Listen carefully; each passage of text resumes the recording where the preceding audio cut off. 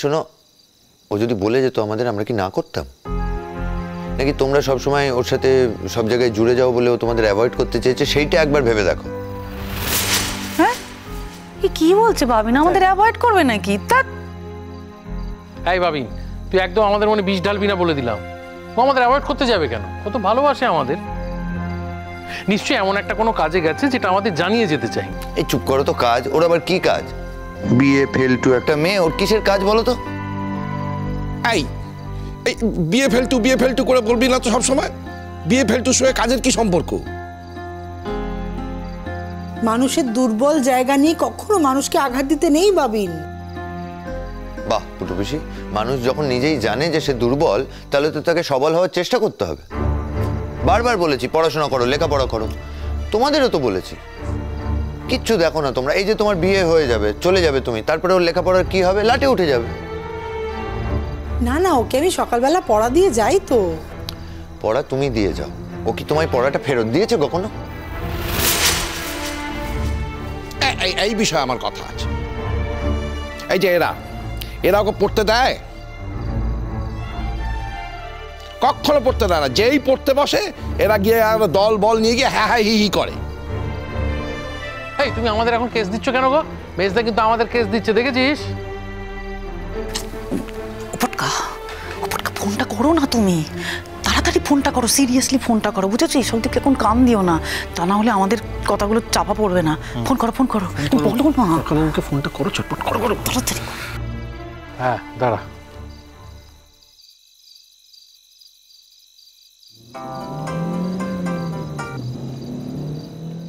Hello, হ্যাঁ বলো, কি হয়েছে?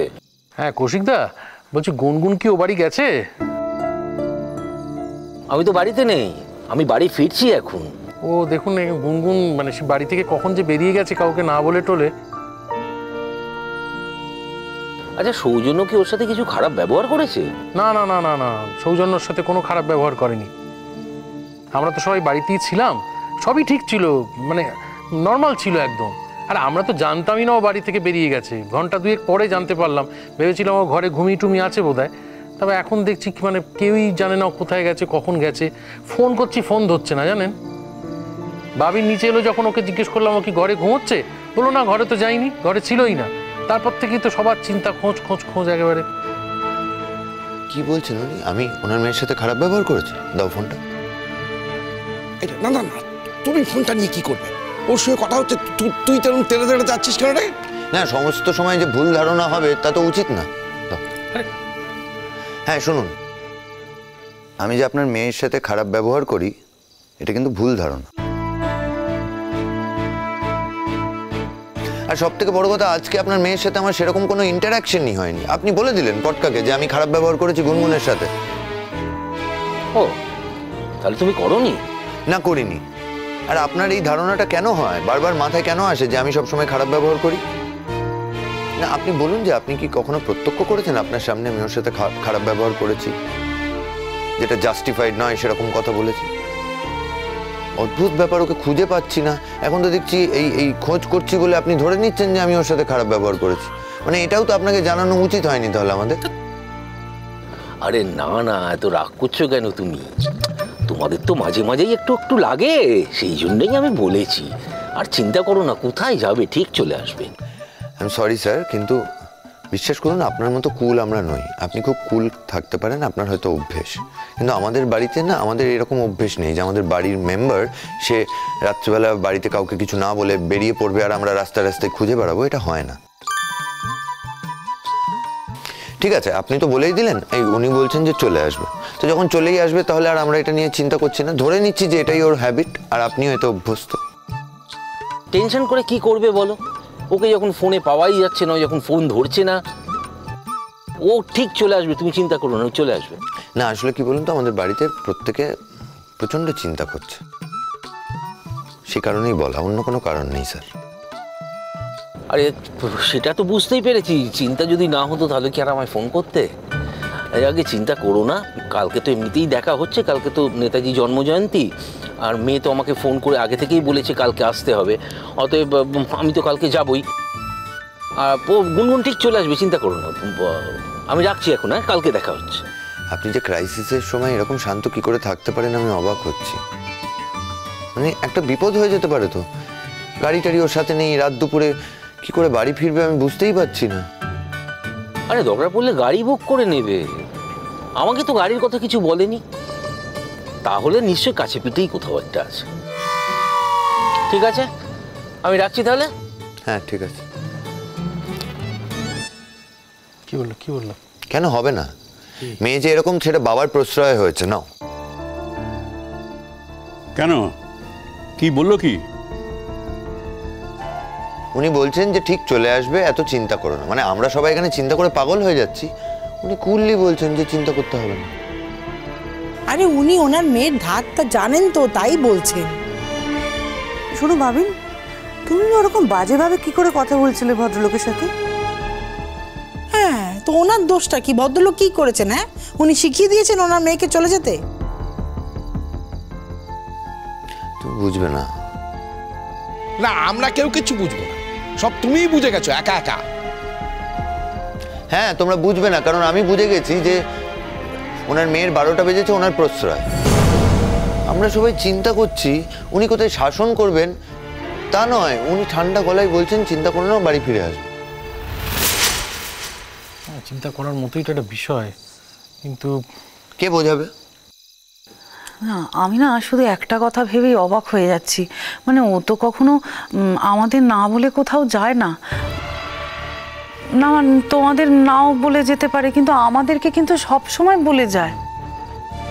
তাহলে বুঝে দেখো, প্রয়োজনের সময় ও কাউকে কিছু বলে না, তোমরা শুধু শুধু ওকে মাথায় তোলো। উফ, সব সময় ওর একটা না একটা খুঁত বের করবেই। কেন রে বাবিন, তুই সবসময় ওর সম্পর্কে এরকম বাজে বাজে কথা বলিস কেন? খারাপ লাগে কিন্তু বাবিন। মানে তুই তুই ও কি তোর শত্রু? হ্যাঁ, না না, এটা সবসময় করিস না, ভালো লাগে না বাবিন, আমি বলে দিলাম। ভালো না লাগলে কিছু করার নেই দাদা ভাই, যেটা সত্যি সেটা বলেছি। হ্যালো এভরিওয়ান,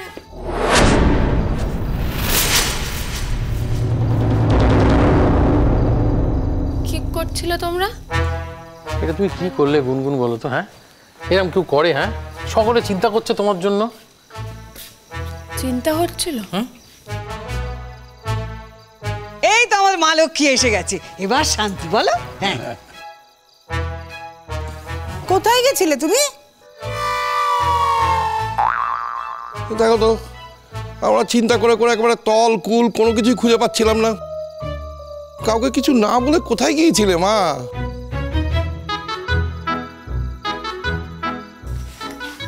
কাজ ছিল। এই কি কাজ গুনগুন? এত রাতে কি কাজ ছিল তোমার? আমার না তো প্রশ্নের উত্তর দিতে ভালো লাগে না। আমার একটা পার্সোনাল কাজ ছিল। বুঝেছো কেমন? দেখেছো কেমন মেয়ে? ওর নাকি পার্সোনাল কাজ ছিল, সবার সামনে দাঁড়িয়ে তুমি এখানে বসে আছো বলছে যে ওর পার্সোনাল কাজ ছিল, আমরা যেন প্রশ্ন করে ভুল করে ফেলেছি। হ্যাঁ, সেই জন্যই তো গেছিলাম। কেন আমার কোনো পার্সোনাল লাইফ থাকতে পারে না? আমার কোনো পার্সোনাল কাজ থাকতে পারে না? হ্যাঁ, ও তো যায় পার্সোনাল কাজে, আমি কিছু বলি? আমি কি ওকে না করি? বলো বলো, না করি? না না, আমরা যাই না, আমরা কাজে যাই, আর তুমি অকাজে যাও। আর ধরে নিচ্ছি যে তুমি কাজেই গেছো, তাহলে বলতে পারছো না কেন কোথায় গেছিলে? চুপ কর না গুনগুন মা, কোথায় গেছিলে? দোকানে চকলেট কিনতে?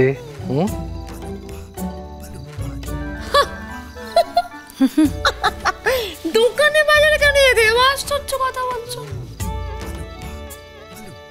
তাহলে কোথায় গিয়েছিলে মা? আমি একটু বারে গেছিলাম।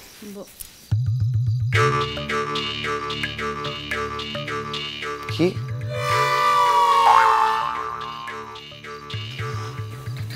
হ্যাঁ, কি কোথায় গিয়েছিলে?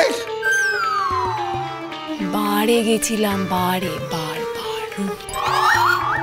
আসলে কি জানো তো, অনেকদিন যাইনি তো, বাড়িতে খুব বোর হচ্ছিলাম, তাই ভাবলাম যাই একটু ঘুরে আসি।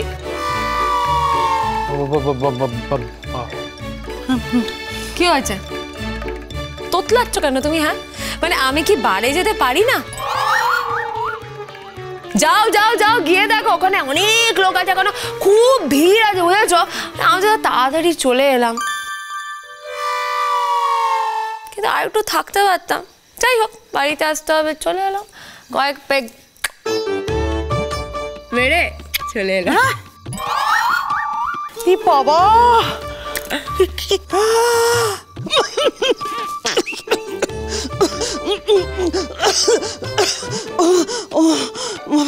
কি হলো? তুমি তো তুমি কাশছো কেন?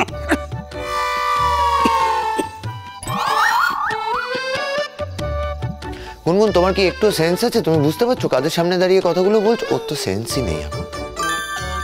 যা সত্যি তাই বলেছি। আমি একটু বারে গেছিলাম, অনেকদিন ড্রিঙ্ক করিনি, একটু খেতে ইচ্ছা করছে বুঝেছো, তাই গেছিলাম আর কি। আর আমি তোমাদের কথা হয়তো তোমাদেরকে অফার করতে, তোমাদের তোমরা কেউ ড্রিঙ্ক করো না, তোমরা যদি ড্রিঙ্ক করতে তোমাদেরকে অফার করতে পারতাম, তোমাদেরকেও নিয়ে যেতাম। হ্যাঁ একসাথেই হতো খাওয়া দাওয়া। যারাই খাওয়াই নাকি তুমি? হ্যাঁ